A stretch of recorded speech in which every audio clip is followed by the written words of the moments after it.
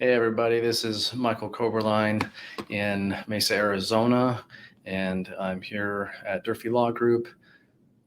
Following up on a video I previously did where we talked a little bit about charitable remainder trusts and some of the things that we need to do in order to process charitable remainder trust and gain the benefits from that. However, we did not really talk much about the pros and cons of a charitable remainder trust. Just to kind of give a brief overview of what we talked.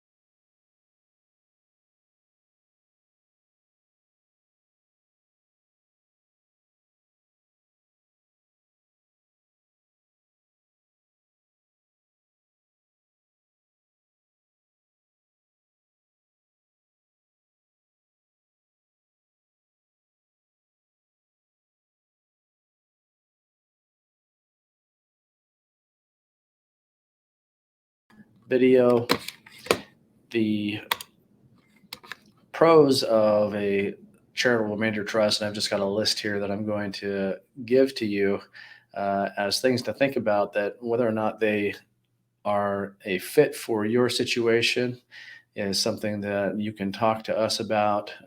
You can call us at that number, and we'd be glad to talk to you about whether a charitable remainder trust is a good idea for you.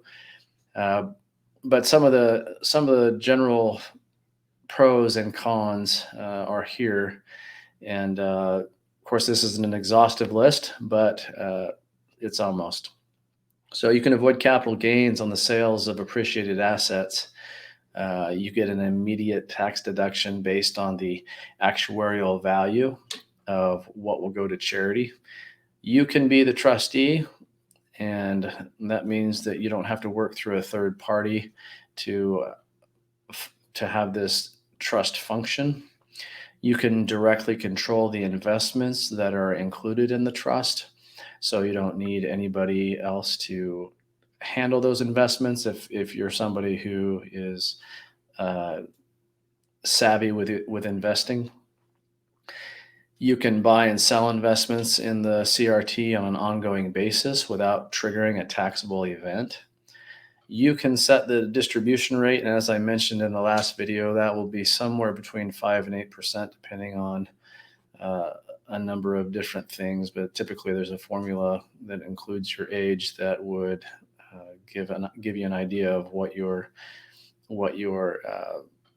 cap the cap the cap that you would have based on your age, which again would be somewhere between 5 and 8%. This is set once at the point of origin, which means that when you create the trust, you set the uh, rate of return, which again would be somewhere between 5 and 8%. Distributions would be a blend of ordinary income, which would be an investment return, capital gain, which would be the appreciation, and tax free, uh, and would be tax free, meaning the return of principal or bond income, and that would go in that order. The only ongoing costs are whatever you pay for investment advice, as well as an annual tax return and accounting.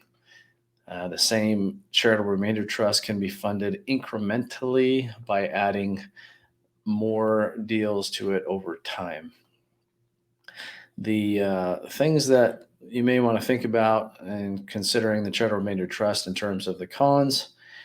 When the grantor, or in this case, if you're the grantor, when you pass away, the remainder goes to charity. And as I've talked about, it's a good idea to look into donor advised funds and how that might fit into your circumstances.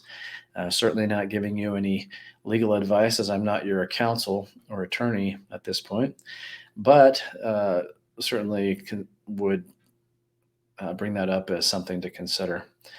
Uh, Donor advised funds give you the ability to easily set and change the ultimate charitable recipients. So one of the good things about them is they're very flexible and also affordable. To the extent that you want to provide for family members or friends in your estate, you either have to use other assets or buy life insurance. You can't just take all the money and spend it.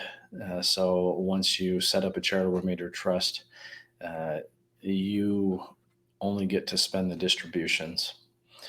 So one example would be if you were to put in $1 million in a charitable remainder trust with a payout rate of 8% and a net growth rate of investments at 6%.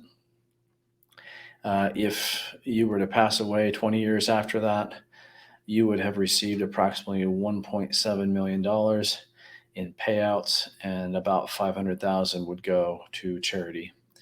And if, as part of your estate plan, you're going to give to charity anyway, this is a great way to make sure that that money goes to the charities that you choose, and that you get the tax deduction from that charitable giving while you're still alive. So there's some of the pros and cons. A little summary also of one situation. If you had $1 million and you were to go in at those percentages, that's a rough estimate. Certainly would want you to meet with professionals to consider these options as they relate to your specific and individual circumstances. We would be glad to meet with you. You can give us a call, 480-324-8000. We've done tons and tons of these charitable remainder trusts, and certainly would be glad to talk through with you how this would be a benefit for you, and also some of the things to consider in terms of maybe some of the things that might not be a benefit for you in your individual circumstance. I'm Michael Koberline with Durfee Law Group. We have clients in every state. We have done a lot of these, and please feel free to give us a call and ask us about charitable remainder trusts. Thanks for your time.